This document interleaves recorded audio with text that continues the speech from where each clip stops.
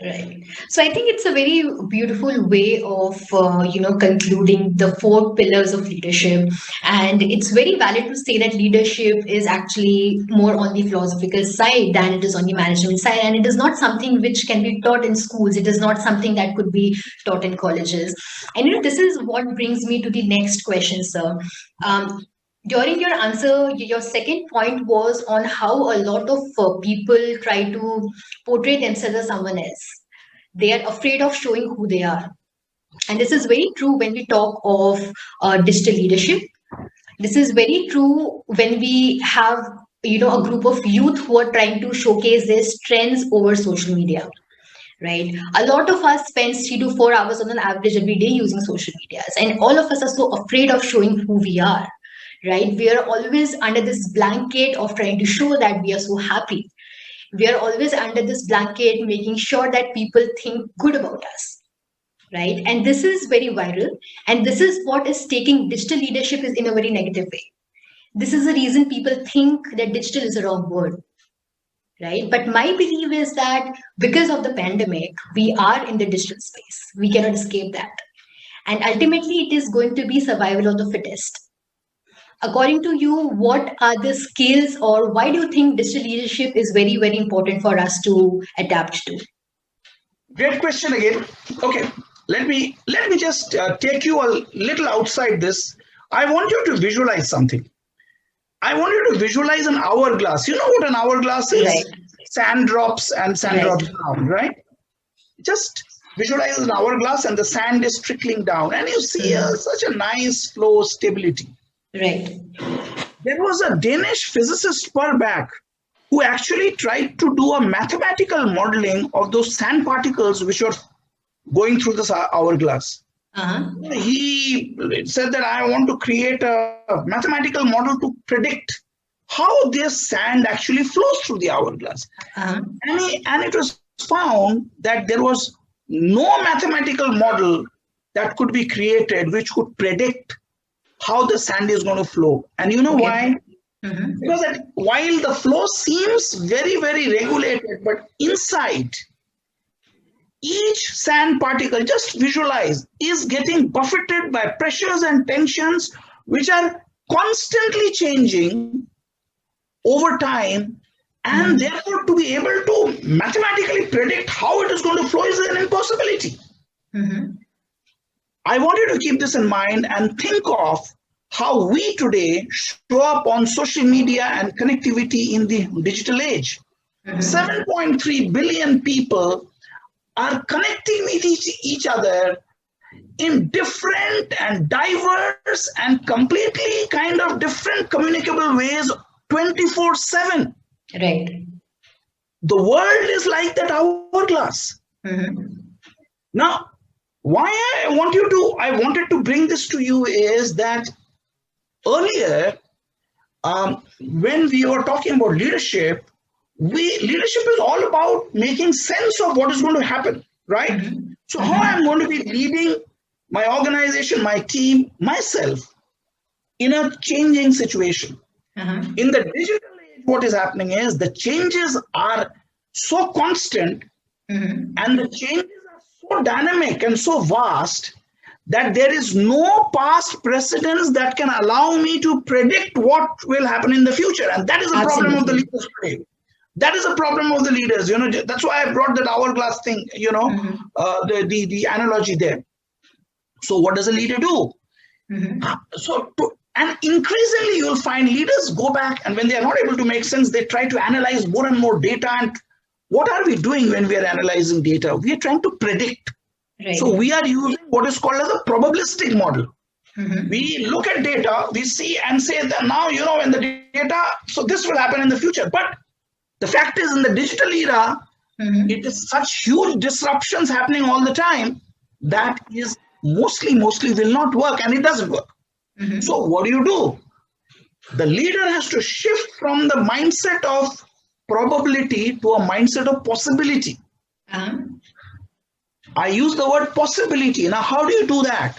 Possibility is again by you need to start looking. You are not then so much bothered about what happened in the past. You are looking at creating a context for yourself for the future. And you could look at things like, for example, demographics. Let's say I want to understand what is going on. Demographics is the people and how they're interacting. Right. Technology, the change of technology, how it's going to impact me. Regulatory, how the government is going to support or not support, what the government thinks.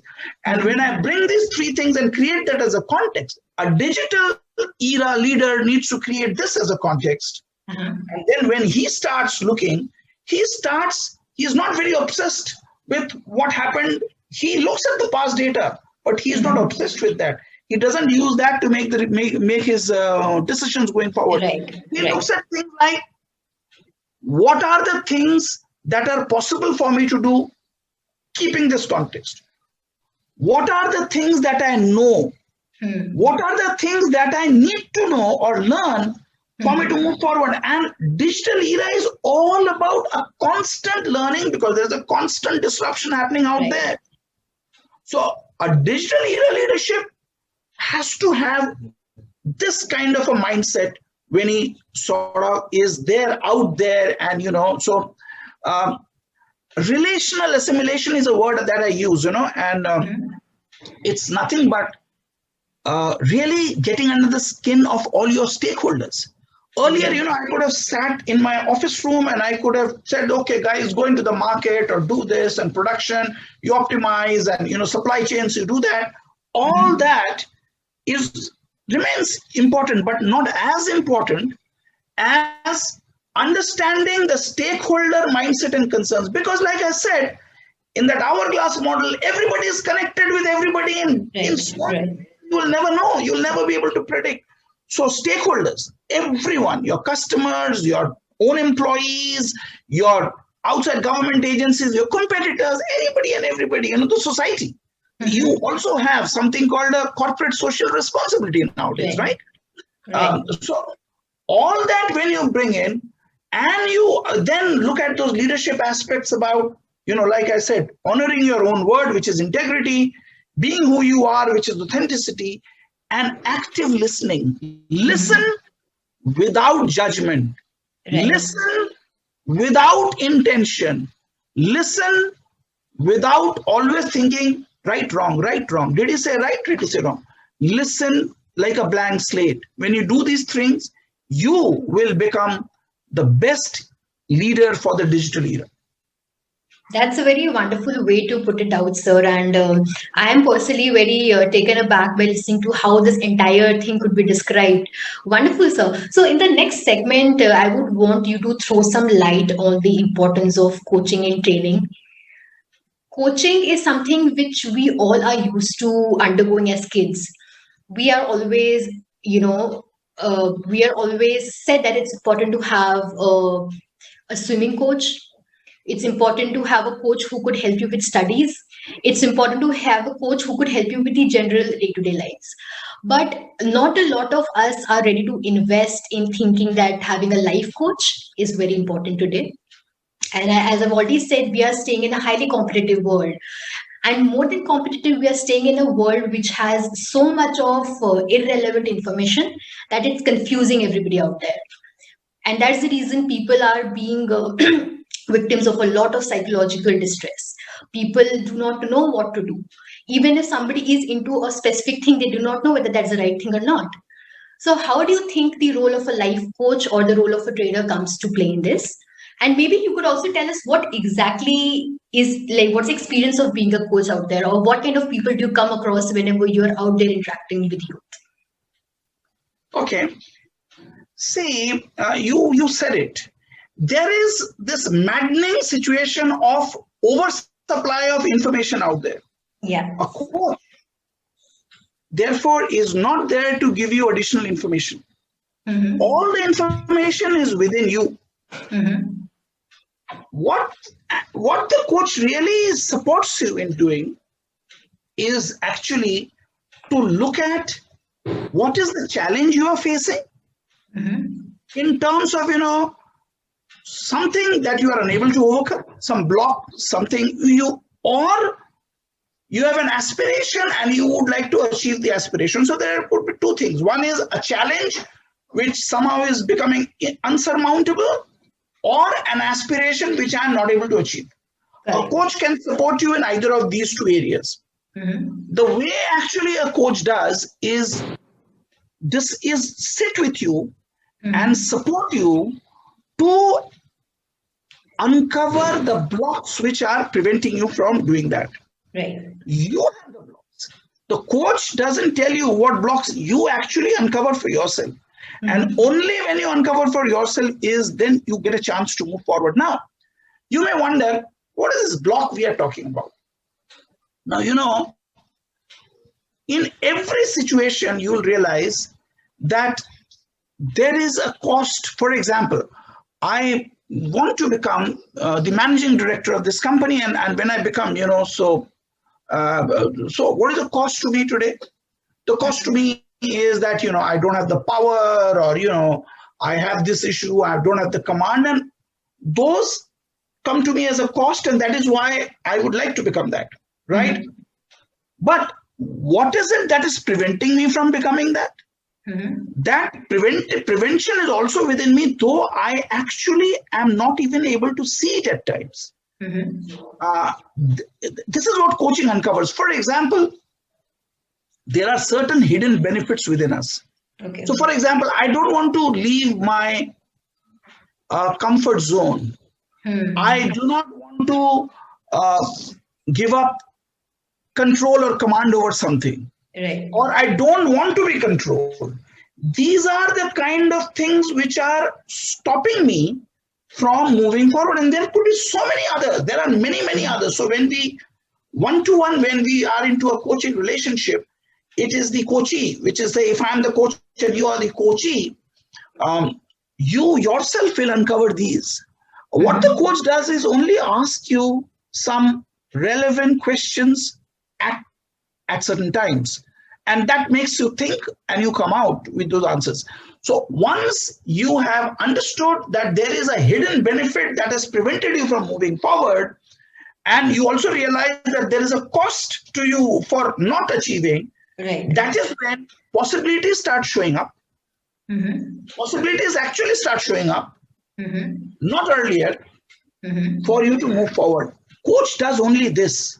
Now, Mm-hmm. it may sound very simplistic, but it sort of really requires a support structure to be built around the coachee, because we are afraid. We are afraid of jumping into nothing.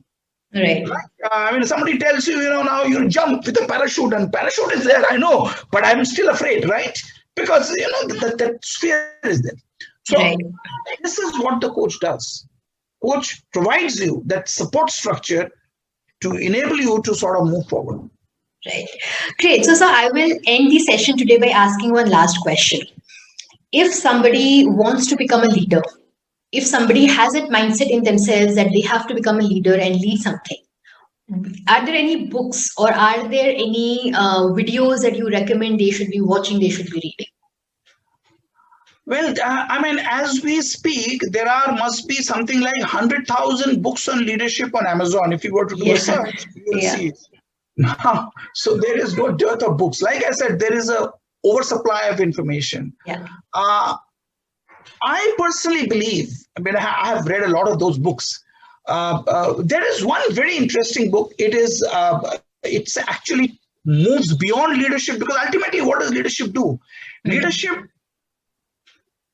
as leadership means nothing. Leadership should lead to something, right? Right. The tangible thing is performance. Mm-hmm. Your performance, team performance, organizational performance, it leads to. There is a book called The Three Laws of Performance. Mm-hmm. The Three Laws of Performance, and it is written by, I forget the name, but if you search on Google, you will get this. I found that has a very beautiful recipe of what you could do to sort of develop that armor to start becoming a leader. Right. Right. Okay, that's a book that comes to my mind.